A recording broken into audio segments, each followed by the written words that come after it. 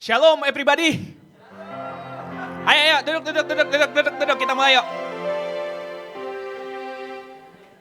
We welcome home guys. Terlalu berasa home ya, masih pengen ngobrol ya. Ayo duduk yuk. Saya tuh orangnya benar-benar butuh perhatian, jadi pengen diperhatiin gitu. Gak bisa saya ngomong gak diperhatiin, gak bisa. Shalom Kak Cipto, apa kabar?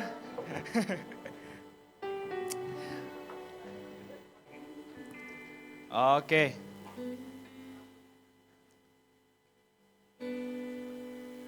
Apa kabar semuanya? Puji Tuhan ya, baik ya. Kalau yang baik puji Tuhan, kalau yang gak baik juga puji Tuhan. Karena setiap saat kita mesti bersyukur. Nice Riko. Hari ini saya pengen bagiin sesuatu yang saya alamin di minggu dan akhir-akhir ini mungkin ya. Saya ngalamin setidaknya ada 3 kata mungkin yang saya rasakan, yaitu kesempatan, kasih, dan kemurahan. Teringat dari salah satu tokoh Alkitab yang bernama Petrus.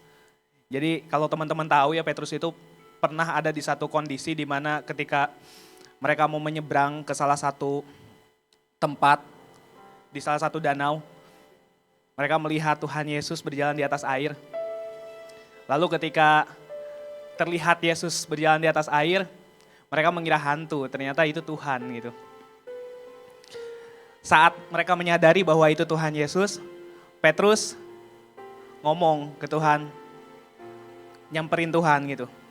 Dan ketika Petrus mengatakan hal itu, dia pengen nyamperin Tuhannya, dia samperin tuh. Dan dia juga ternyata bisa berjalan di atas air.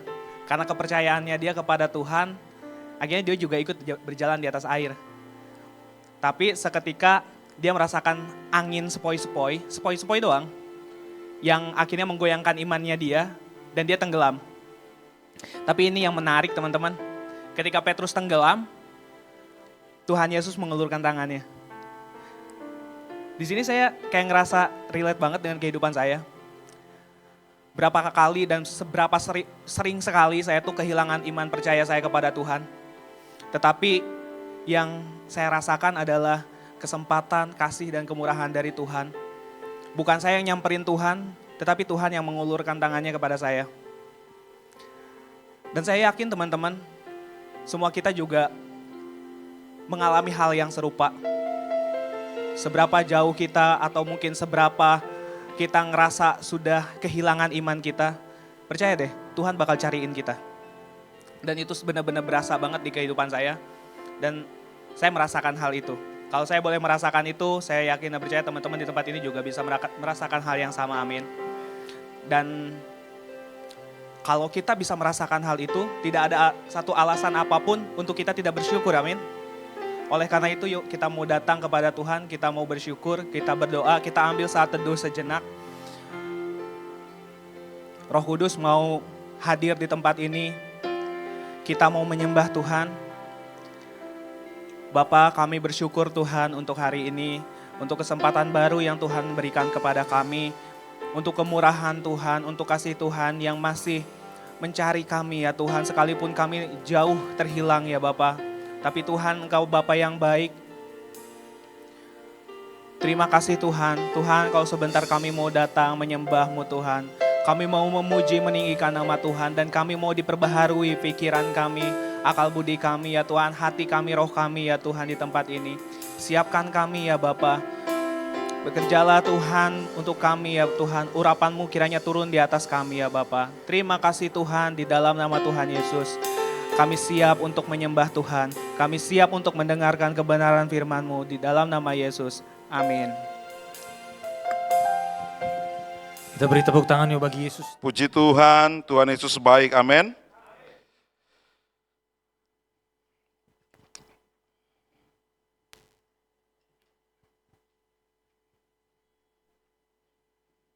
Oke, ini kali ketiga ya saya ada di sini. Waktu itu yang pertama kali via Zoom ya, waktu pandemi. Ya, mungkin ada yang belum kenal saya, ada yang sudah kenal, dan saya senang kalau nggak terkenal. Ya, kalau terkenal nanti saya punya fans, nanti saya dijadikan the new idol, bahaya. Saya nggak mau jadi berhala-berhala baru. Biar hanya Tuhan saja yang jadi idola kita, amin. Jadi bukan pendeta, bukan pembicara, bukan pengkhotbah yang kita idolakan, tapi biar Tuhan Yesus saja. Perkenalkan, nama saya Cipto Samosir. Saya punya istri satu dan anak satu. Istri saya kalau tidak salah sudah pernah melayani di sini sebagai penyanyi ya, salah ya. Sebagai song leader dan singer juga pernah di sini. Ah, ini dia, namanya Elizabeth Natalia Surbakti.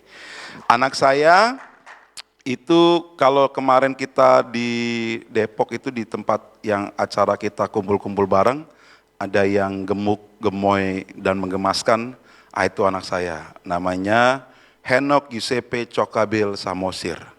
Artinya orang yang berdiam dalam hadirat Tuhan berkecukupan. Amin. Jadi jangan cari yang lain untuk berkecukupan. Jangan cari tempat yang lain, hanya di dalam Yesus saja kita berkecukupan.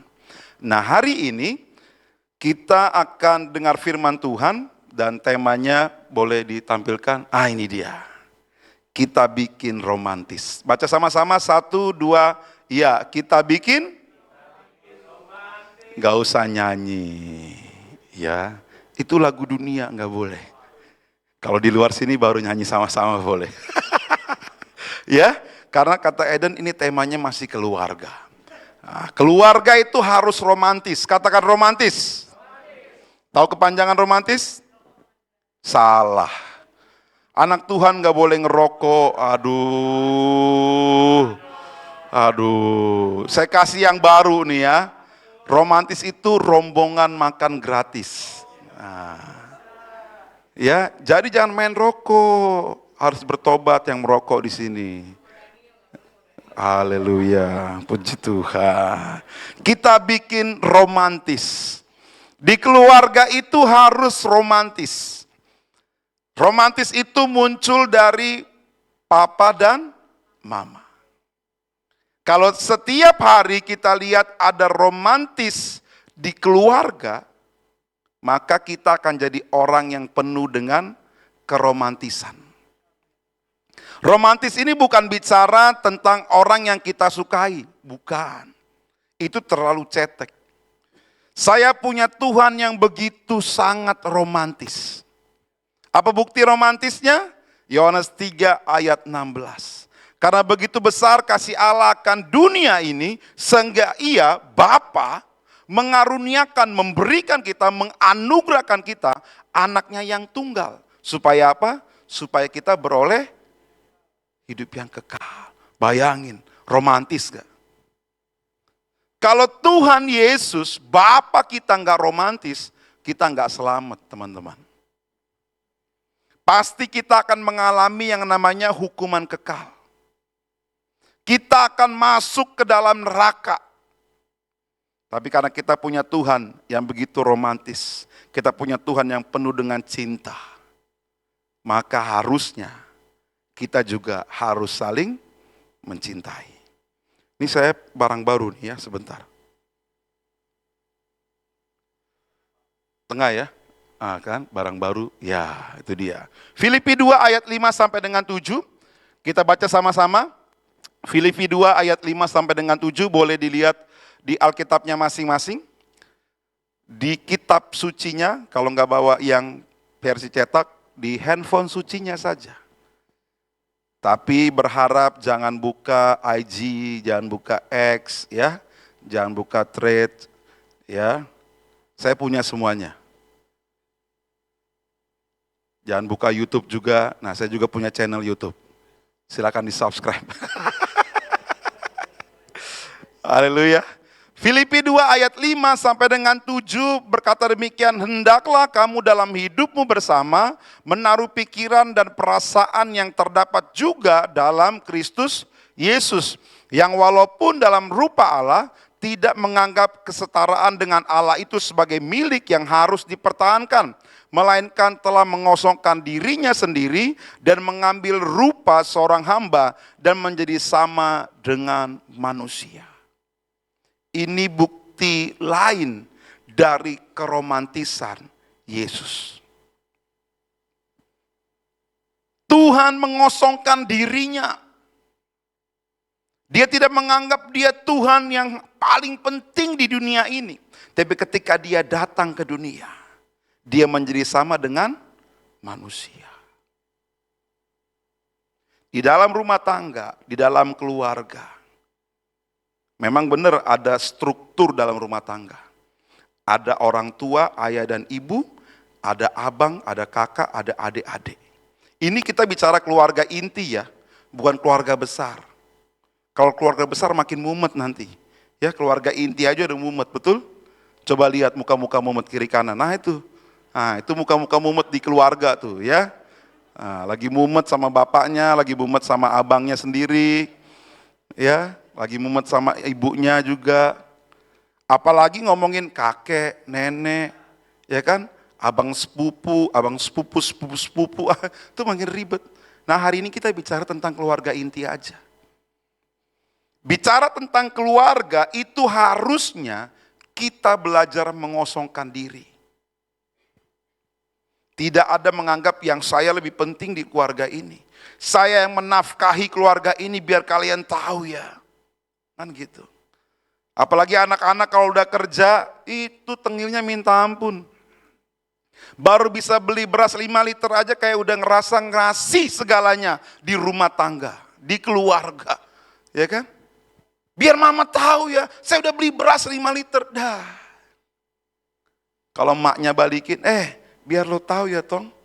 Dari lo kecil, dari dalam sini, sampai besar begini. Udah berapa liter beras yang lo habisin. Tapi biasanya anak-anak begitu, betul ya? Karena saya juga pernah ngalamin kayak begitu.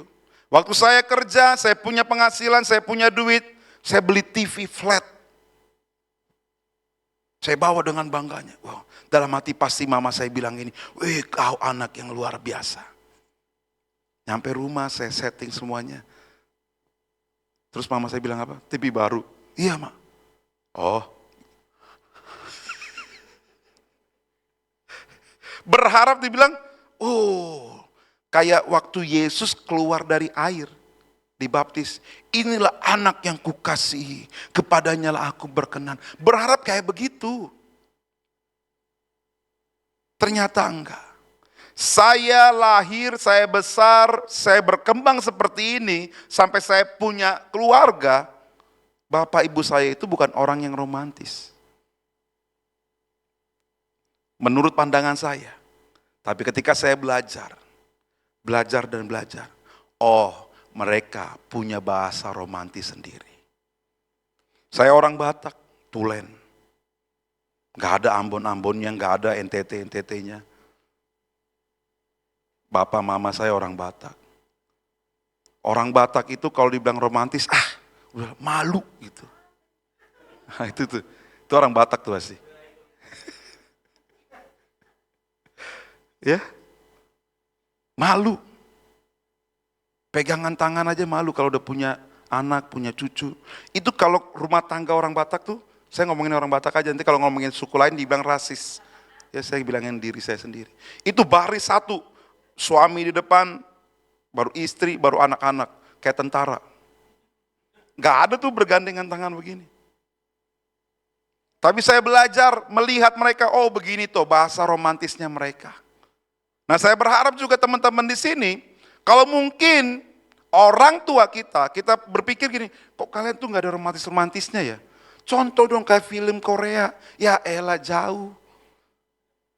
Itu kan film, belum tentu juga mereka romantis. Tapi coba lihat, dari bahasa romantisnya mereka itu, kalian bisa besar begini. Betul nggak? Kalau mungkin berpikir kalian, ini kayaknya tiap hari berantem terus. Ya udah, itu bahasa romantisnya mereka. Hari ini kita mau belajar, gak gerak. Ah, itu dia. Tentang romantis. Apa sih menurut teman-teman romantis? Ada yang mau kasih pendapat? Atau ada yang mau ngasih pendapatannya ke saya? Apa yang dimaksud dengan romantis? Simple aja, nggak usah cari di Google, nggak usah pakai chat GPT, ya. Nggak usah. Kecanggihan zaman sekarang. Romantis apa? Chat GPT, wow panjang tuh. Simple aja, apa sih romantis? 1-2 orang, boleh dari prianya, mana pria? Ada pria di sini? Ada pria? Yang baju merah nih. Dia udah dari tadi gua ke Kak Cipto gitu. Dia dari zaman di villa tuh, dari zaman di villa kayak begitu dia. Iya, denger.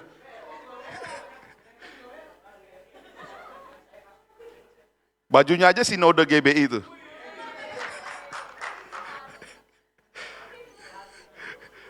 Ayo bro, romantis apa bro? Rombongan makan gratis Kak Cipto. Yang cewek deh, yang cewek romantis apa? Biasa tuh cewek tuh begitu. Bahasa kasih, penuh perhatian, suka nanyain udah makan atau belum, udah mandi atau belum, babysitter dong. Ada lagi mau kasih tahu apa itu romantis? Gak ada yang salah atau benar, nama juga pendapat masing-masing. Ada? Atau ada punya pandangan masing-masing romantis tuh kayak begini. Nanti kalau punya pasangan harus begini. Tadi singer yang pakai jaket hijau siapa namanya? Siapa? Saya lihat waktu yang di villa itu dia romantis tuh sama ceweknya. Nah coba Den, romantis tuh apa Den? Selalu berdua setiap saat sampai akhir hayat gitu deh.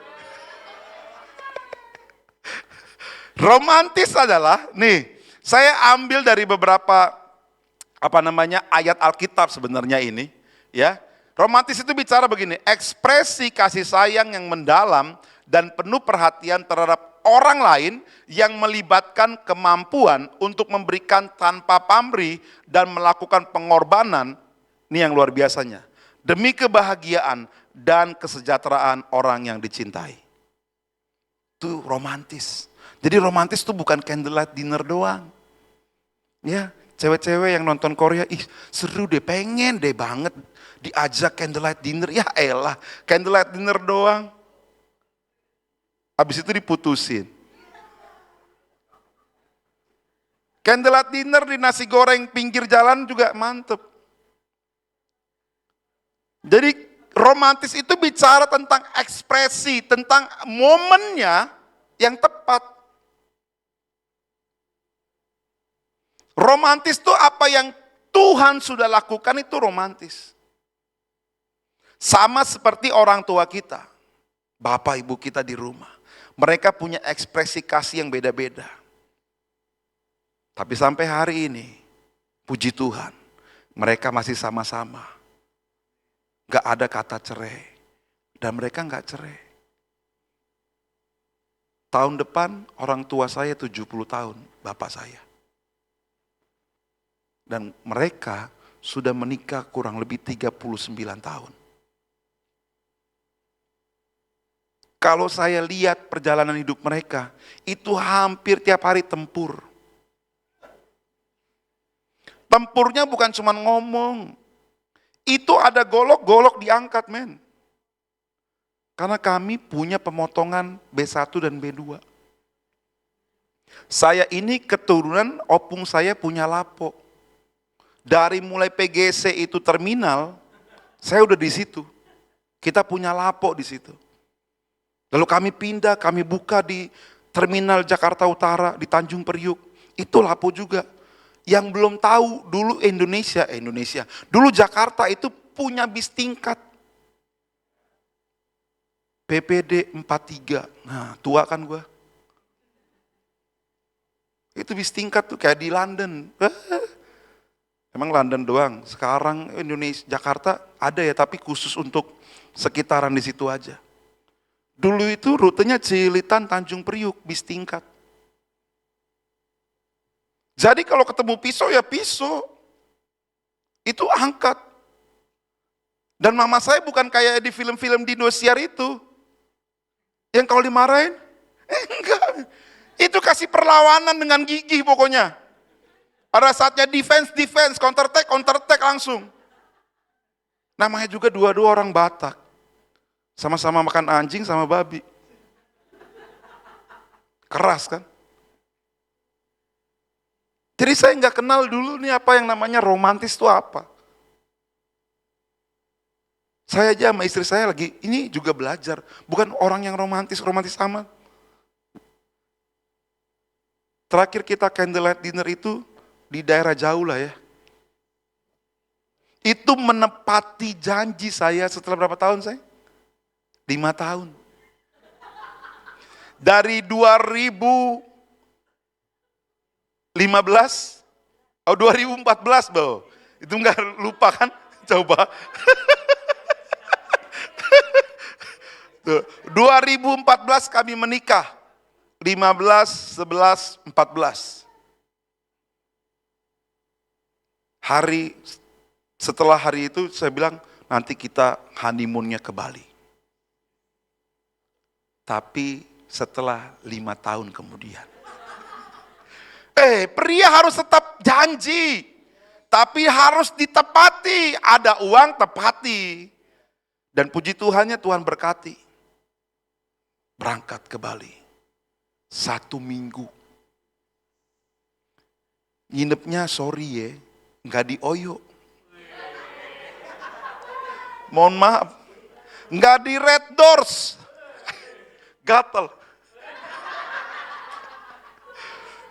Serius. Sampai istri saya bilang, saya ini nggak kemalan, nggak apa-apa. Ini momennya kamu.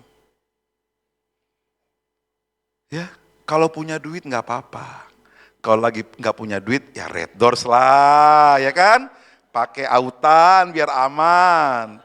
Menyesuaikan semuanya. Romantis itu menyesuaikan. Dan itu pas bulan Februari. Tanggal 14 Februari. Lalu ke satu kafe, saya datang ke itunya, saya bilang, saya mau pesan untuk candlelight dinner nanti malam. Dan istri saya, menikmati momen itu. Jadi kalau cuma sekedar mikirin candlelight dinner itu nggak romantis namanya. Romantis itu adalah ketika kamu di keluarga bisa yang namanya mengosongkan diri tadi. Merendahkan hatimu. Yang abang bisa mengalah sama adik. Adik juga bisa memprioritaskan abangnya. Itu romantis. Enggak selalu abang dan kakak yang ngalah, betul? Tapi kenyataannya di keluarga bilang apa? Kamu kan kakak, kamu kan abang, harus ngalah dong. Betul enggak? Dan yang paling kasihannya apa? Adik-adik selalu bagiannya second hand. Betul?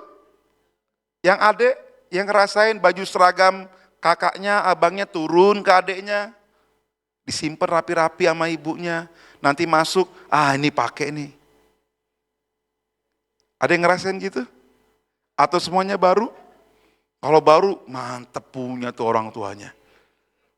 Saya aja dulu sekolah ya, beli sepatu itu ukuran saya dulu 35. Orang tua saya belinya berapa? 37. 2 tahun, bukan 1 tahun, 2 tahun. Tapi bagi saya itulah keluarga orang tua yang romantis tuh begitu. Romantis itu menyesuaikan, bukan memaksa. Betul? Jadi kalau yang punya pacar hari-hari ini memaksa untuk romantis tapi meninggalkan persekutuan, itu bukan romantis. Tapi kamu jahat. Pasangan yang ideal, pasangan yang tepat, sama-sama punya tujuannya apa? Mencari Tuhan. Itu baru romantis. Saya bukannya ngomong sombong. Saya ketemu istri saya ini di pelayanan. Bukan di tempat enggak. Saya dulu itu worship leader keliling. Jadi kalau soal pelayanan, saya sudah pelayanan dari bawah. Dari rapiin ini, nyapu ngepel, susun kursi, lalu kantong persembahan, semuanya udah. Jadi saya ngerti apa yang namanya pelayanan. Apa itu hamba. Waktu itu ketemu di Depok, pelayanan. Dan saya nggak terlalu kasih pandangan saya, ini mantep gitu. Tapi karena dikenalin paroki itu, dan dia bilang, loh kan udah pernah ketemu pelayanan. Bahkan ini istri saya sempat saya ghosting, saya hilang. Karena belum ngekliknya gimana gitu ya. Tapi setelah ghosting, momennya ketemunya apa ya? Aduh saya lupa tuh kan. Momennya adalah ketemu, lalu lanjut lagi, lalu pacaran setahun ya.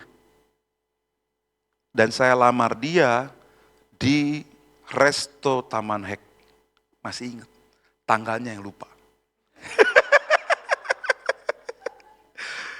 Ya, yang penting at least masih diket itunya lah ya, tempatnya ya. Nama juga pria, ya dimaklumilah ya wanita ya. Kami ini punya kekurangan daya ingat tentang hal yang seperti itu. Tapi soal duit kami juga masih oke. Ya. Lalu saya lamar dia di sana, saya bilang mau nggak jadi istri saya. Jadi pria-pria, kalau yang udah pacarannya 2 tahun, 3 tahun, dan belum berani melamar pacarmu, kamu jahat. Romantis itu harus punya ketegasan. Romantis itu harus punya pilihan yang tepat. Amin. Nah, kita mau belajar bagaimana caranya romantis. Yang pertama, caranya adalah kita harus punya yang namanya kesatuan dalam roh. Romantis itu kalau ngomongin kesatuan dalam roh, artinya begini. Kesatuan ini bukanlah kesatuan yang dibangun atas dasar kepentingan pribadi, tetapi kesatuan yang berasal dari kasih Kristus. Artinya gini, sama seperti ketika Yesus datang ke dunia tadi, dia mengosongkan dirinya dan dia nggak menganggap bahwa saya ini Tuhan yang menciptakan kalian karena harus hormatin saya, enggak. Bicara tentang kesatuan dalam roh di rumah tangga, di keluargamu, harus punya sama-sama yang namanya tingkat kedisiplinan rohani. Suka berdoa, suka beribadah, suka ngasih perpuluhan, haleluya. Itu juga kesatuan dalam roh. Rohnya sama gitu loh. Senang memuji Tuhan, senang melayani, senang memberikan tumpangan, senang menolong. Tapi kalau di dalam rumah tangga, dalam keluarga, sudah tidak ada kesatuan dalam roh, pasti ini enggak romantis.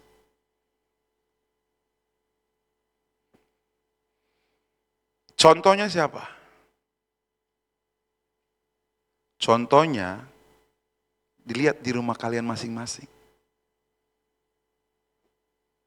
Kalian punya jam ibadah, jam doa, baca Alkitabnya sama-sama enggak?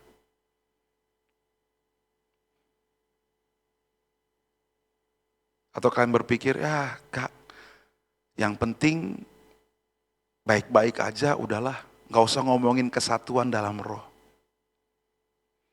Itu agak susah Kak, ngomongin kesatuan dalam roh. Coba kita baca nih, dalam Efesus 4 ayatnya 3 sampai dengan 4. Ya. Efesus pasal 4 ayatnya yang ketiga sampai dengan 4. Dan berusahalah memelihara kesatuan roh oleh ikatan damai sejahtera. Satu tubuh dan satu roh, sebagaimana kamu telah dipanggil kepada satu pengharapan yang terkandung dalam panggilanmu. Satu Tuhan, satu iman, satu baptisan, satu Allah dan Bapa dari semua. Allah yang dari semua dan oleh semua di dalam semua. Kalau kita satu roh dalam keluarga, memiliki kesatuan dalam roh, pasti kita akan menikmati yang namanya di ayat 2 tadi. Di Efesus 4 ayat 2.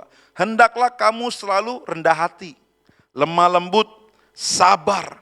Tunjukkanlah kasihmu dalam hal saling membantu. Kalau ada kesatuan dalam roh, ini pasti dimiliki dalam keluarga kita masing-masing. Pasti kalau bagian dalam ganti galon, ini terjadi gejolak pasti. Ya kan? Coba ganti galon, aduh ma, dia aja ma. Tapi kalau ada kesatuan dalam roh, dengan rendah hati mau ganti galon. Enggak nunggu, harusnya dia nih yang ganti nih. Nih jadwalnya dia nih. Enggak. Kalau Bapa dan Yesus tidak memiliki kesatuan dalam roh, mereka enggak mencapai visi penyelamatan manusia. Betul? Kalau Paulus pada waktu itu tidak menangkap rohnya Tuhan dan tidak memiliki tujuan dalam rohnya Tuhan, Paulus tidak punya tujuan untuk menyelamatkan manusia lewat apa yang dia alami bersama dengan Tuhan. Kesatuan roh itu penting. Hari ini kalau kita ada di sini, ini keluarga besar Sungai Yordan.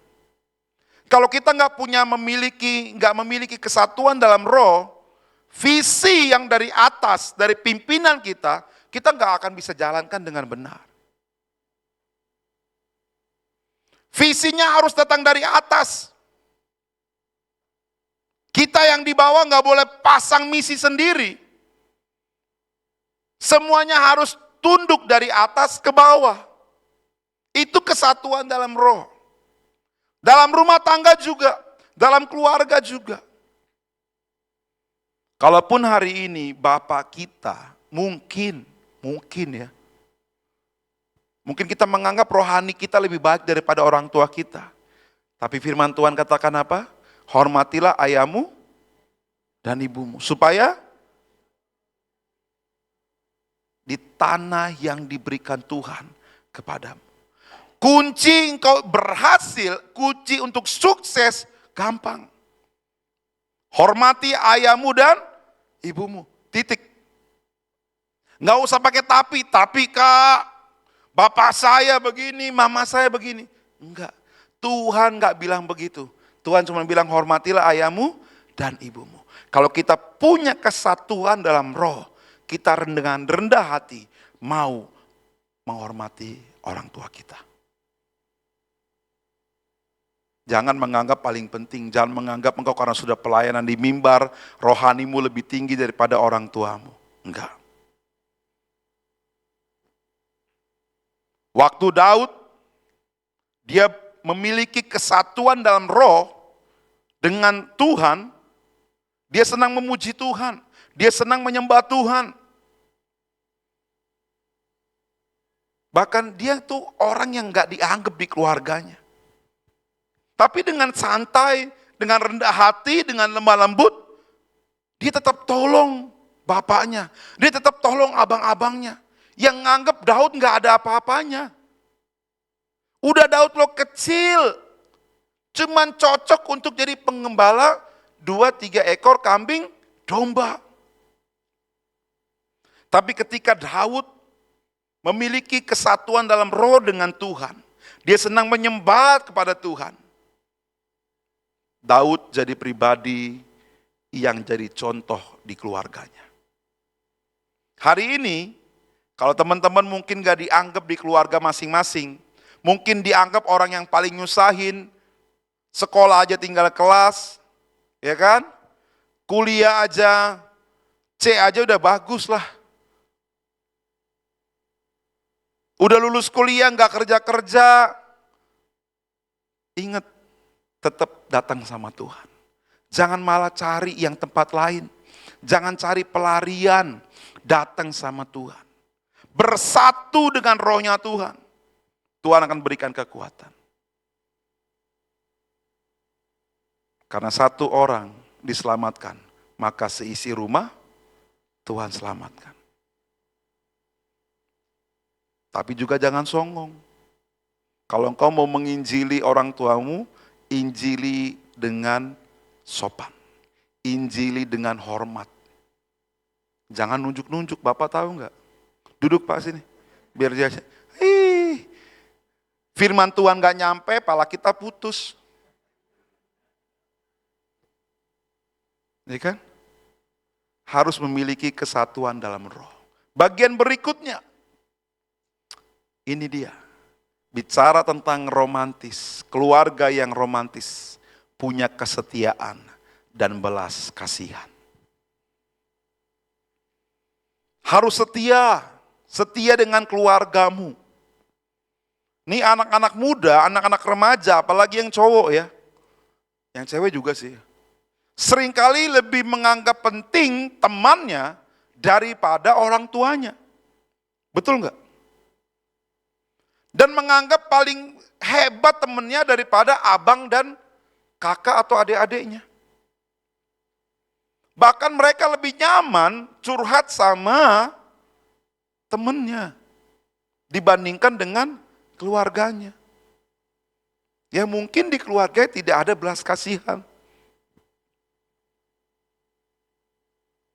Tapi kalau tadi kita punya kesatuan dalam roh, bagian yang keduanya kita bisa miliki ini. Kesetiaan dan belas kasihan.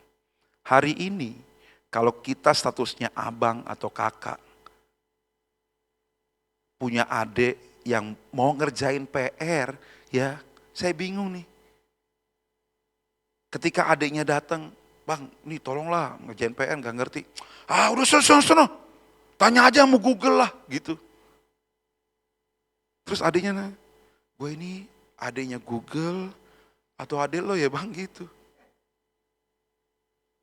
Kalau di keluarga ada belas kasihan, ada kesetiaan, jangan biarkan keluarga inti kita tidak nyaman di rumah. Buat rumah itu jadi home. Tahu bedanya home dan house? House itu building, bentuknya, fisiknya. Tapi home itu auranya, hadiratnya, kenyamanannya tuh ada. Makanya kalau di keset tulisannya bukan welcome house, tapi welcome home. Seperti anak yang hilang. Ini bapaknya punya kesetiaan. Kesetiaan nunggu anaknya yang hilang itu. Kesetiaan setiap hari dia tunggu terus anaknya yang hilang. Dan dengan keyakinan, saya yakin anak saya pasti kembali. Dan ketika anak yang hilang itu datang, dia dengan belas kasihan, dia hampiri, dia peluk anak itu. Dan dia persiapkan semuanya dengan baik. Bedanya sama yang anak pertama. Anak pertama itu sering hilang di rumah sendiri. Anak pertama tuh kayak kita ya di gereja nih. Kita sering hilang di gereja, tersesat di gereja, ngeri enggak? Ada orang yang dari luar gereja datang mau ke gereja, Tuhan peluk, Tuhan datang. Lalu kita bilang begini, Tuhan, ini kan orang berdosa. Sama seperti ketika siapa yang kecil itu? Zakheus. Ketika Tuhan bilang, Zakheus turun. Hari ini saya mau menumpang makan ke rumahmu. Itu orang-orang yang merasa Kristen ya kan, orang-orang yang merasa rohani. Bilang, Tuhan, Tuhan gak tahu. Zakheus itu biasa, di gereja itu kayak gitu juga. Akhirnya banyak orang terhilang, pindah ke gereja, masih mending pindah gereja ya kan. Kalau pindah agama, karena apa? Kita gak punya kesetiaan, gak punya belas kasihan. Sebelum kita lakukan di gereja, lakukan di rumah. Punya belas kasihan sama orang tua. Dengan apa? Dengan kuliah yang benar. Punya belas kasihan sama orang tua dengan apa? Sekolah yang benar. Buktinya apa? Nilaimu harus bagus. Orang tua nggak nuntut engkau harus jadi profesor. Enggak. Yang penting nilaimu tidak di bawah KKM. Itu tuh. Itu dulu anak-anak ya. Adik-adik, teman-teman semuanya. Punya belas kasihanlah sama orang tuamu yang sudah membuat kepala jadi kaki, kaki jadi kepala. Untuk dapat duit bayar uang sekolahmu, beli buku lalu bikin kau les, tapi hasilnya masih di bawah KKM. Nanti pulang ke rumah engkau nangis-nangis minta maaf sama Tuhan. Tuhan, hari ini aku janji, aku mau tunjukkan belas kasihan sama orang tuaku. Amin. Jangan sedih. Sedihnya nanti di kamar masing-masing. Punya kesetiaan. Setia sama orang tua. Lebih pentingin acara keluarga daripada acara teman. Udah mah nanti ya mah, ini temanku Sweet 17. Ini kita mau ketemuan loh. Arisan keluarga di rumah. Nanti aja mah, gak penting. Ingat, saya mau bilang teman-teman, lebih penting keluargamu daripada pelayananmu di sini. Amin. Tuhan sudah tempatkan kita di keluarga hari ini. Itulah pelayanan kita pertama. Gak usah hebat di gereja. Dia hebat pelayanannya.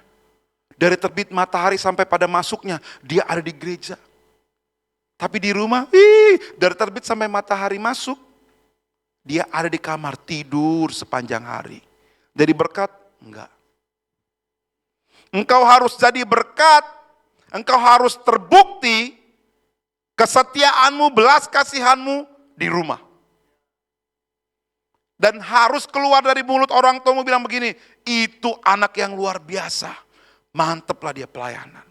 Karena di rumah juga, bangun pagi, berdoa. Habis berdoa, bersih-bersih rumah. Lalu persiapan berangkat. Itu baru mantep. Jangan cuma hebat di sini. Ini mimbar cuma sebentar. Apalagi dengan begini-begini ya kan. Sering lupa diri kita.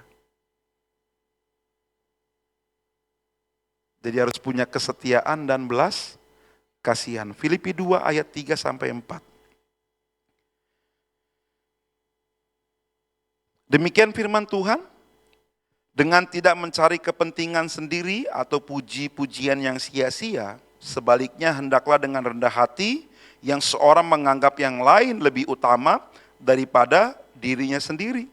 Dan janganlah tiap-tiap orang hanya memperhatikan kepentingan sendiri, tetapi kepentingan orang lain juga. Gak usah sok sibuk lah ya. Kalau orang tua minta tolong gak usah sok sibuk. Tapi ketika orang tua gak minta tolong, engkau sibuk dengan gamesmu, dengan handphonemu.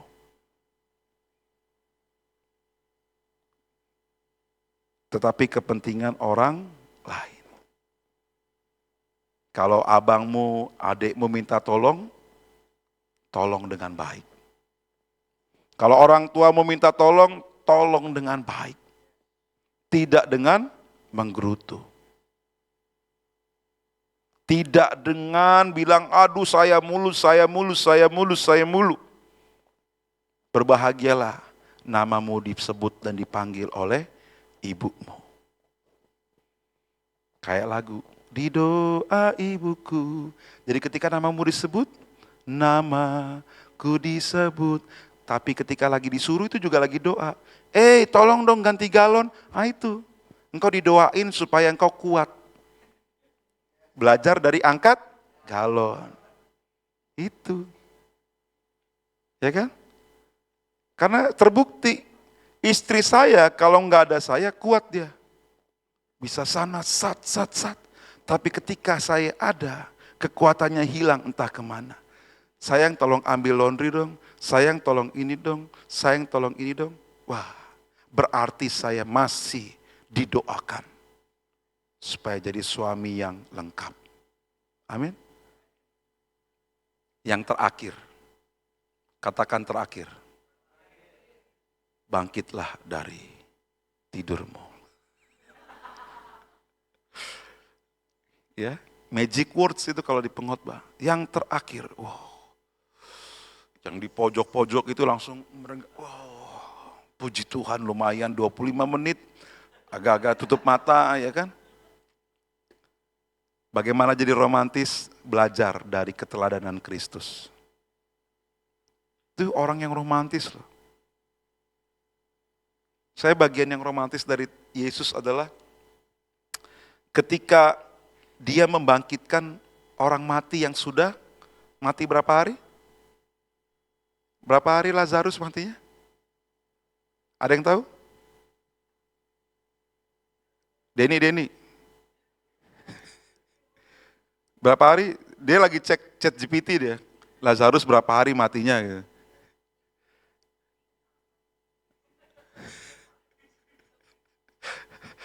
Hah? Ada yang tahu? 3 hari?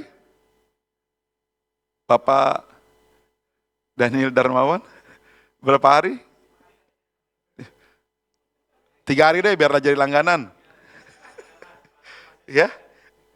Lazarus mati sudah 3 hari. Lalu dengan romantisnya, dengan sangat luar biasa. Ini Tuhan yang saya nikmati setiap hari. Yesus yang saya nikmati setiap hari itu begitu. Kita seringkali dalam kesusahan kita, ya, kita lupa bahwa kita punya Yesus. Bahkan saudara daripada Lazarus bilang begini, siapa saudaranya? Maria. Tuhan, kenapa baru datang sekarang sih? Coba datangnya pas kemarin-kemarin. Tuhan bilang, sudah tenanglah. Itu batunya digulingkan. Lalu dia cuma bilang gini, Lazarus, keluarlah. Itu Lazarus keluar loh. Bangkit, pakai ini, kafannya. Itu kalau saya ada, saya kabur beneran. Lazarus, dia manggil dengan cintanya. Kita harus belajar keteladanan Kristus. Dia memanggil kita dengan cintanya. Walaupun suaranya keras, walaupun kalimatnya keras, tapi itu cintanya Tuhan sama kita. Lazarus keluar. Dan saudaranya melihat, wow. Bahkan yang paling romantisnya adalah ketika Yesus menyembuhkan seorang yang buta. Dia sudah lewat tuh. Tapi orang itu panggil Yesus. Kalau kita di rumah dipanggil orang tua pura-pura nggak dengar. Tunggu sampai 3 kali, 4 kali, bahkan ada yang sampai nadanya tinggi tuh orang tua. Udah sampai kayak suara black metal. Wah gitu, baru apa sih ma gitu. Tapi Yesus anak Daud. Dan seketika itu juga dengan cintanya Yesus berhenti. Dan Yesus bilang, apa yang kau minta? Aku mau disembuhkan. Ketika Yesus dipanggil, Yesus mau berhenti dan dia mau mendengar dengan baik. Kalau mau terjadi keromantisan dalam keluarga kita, di rumah kita, pasang telingamu dengan baik. Amin. Dengar-dengaran kepada nasihat orang tua, itu penting. Walaupun ya, saya juga dulu ya, enggak baik-baik amat. Ketika dia nasihatin dalam hati, aduh, ma, itu kan zamannya mama, itu kan zamannya bapak, beda zaman. Tapi hari ini, saya pelajari dan saya ingat lagi, oh iya. Dan mama saya bilang begini, nanti ya kamu akan alamin kalau kamu punya anak. Dan hari ini saya punya anak, umur 8 tahun. Ketika dia gini, dia pura-pura wajahnya sedih. Kayak pura-pura denger, pura-pura menyesal. Itu gambaran kalian semua kayak begitu. Kalau lagi nasihatin mukanya gini. Terus ada yang pegang-pegang baju gini, tanda menyesal. Enggak sampai 5 menit, balik lagi. Karena anak saya begitu. Dengar ya Jiu ya, Papa udah bilang begini. Kamu harus belajar begini. Jangan main handphone begini. 3 menit kemudian ya udah. Mobile Legend, ya Tuhan. Kalau nggak belajar keteladanan Kristus, mungkin kita kayak berita-berita sekarang nih. Yang mainnya bunuh. Ngeri ya. Jadi belajar dengan keteladanan Kristus. Supaya apa? Supaya engkau nikmat di rumahmu. Supaya engkau bisa menikmati apa yang namanya cinta dari orang tua. Cinta dari abang, cinta dari adik-adikmu. Kalau yang sudah berkeluarga, cinta dari istri, cinta dari suami. Itu belajar dari Kristus. Saya paling yang keren tuh ketika Yesus disalib. Dia bilang begini kepada bapaknya, Bapa, ampunilah mereka. Karena mereka tidak tahu apa yang mereka perbuat. Romantis enggak? Udah mau mati aja masih bisa mengampuni loh. Hari ini, kalau engkau mungkin didera sama orang tuamu, karena itu ada ditulis di Amsal loh. Karena engkau mengasihi anakmu, hajar dia dengan tongkat. Kalau nggak percaya nanti cari sendiri ayatnya. Supaya kita nggak jadi anak-anak gampang. Hari ini mungkin perkataan orang tuamu keras kepadamu, tapi ingat, itu disampaikan dengan cintanya. Mereka nggak pengen kamu jadi anak-anak yang gagal. Orang tua punya doa supaya engkau jadi anak-anak yang sukses. Bukan orang yang biasa-biasa.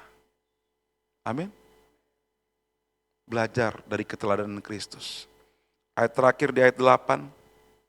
Dan dalam keadaan sebagai manusia, Yesus telah merendahkan dirinya dan taat sampai mati, bahkan sampai mati di kayu salib. Belajar dari keteladanan Kristus. Supaya kita jadi orang yang penuh kasih, orang yang gampang mengampuni. Amin. Jangan orang yang mudah baper. Nanti dikasih tahu sama Ko Eden, begini-begini ya. Ah udahlah, Ko Eden ini keras banget nih ngomongnya nih. Besok gue gak gereja lah, besok gue gak youth lah. Lemah namanya. Baru dikasih tahu sedikit, tinggalin gereja. Bukan cuma di youth sih, di umum juga gitu. Kalau dikasih tahu sedikit, agak keras firman Tuhannya, keras ya, gak enak, pergi. Tapi di sini saya percaya dengan ada nasihat, dengan ada cinta, dengan ada kebaikan daripada Tuhan, youth Sungai Yordan akan semakin berkembang. Amin. Tapi harus dari sini dulu mulainya. Lalu paling penting adalah mulai dari rumah. Kita berdoa.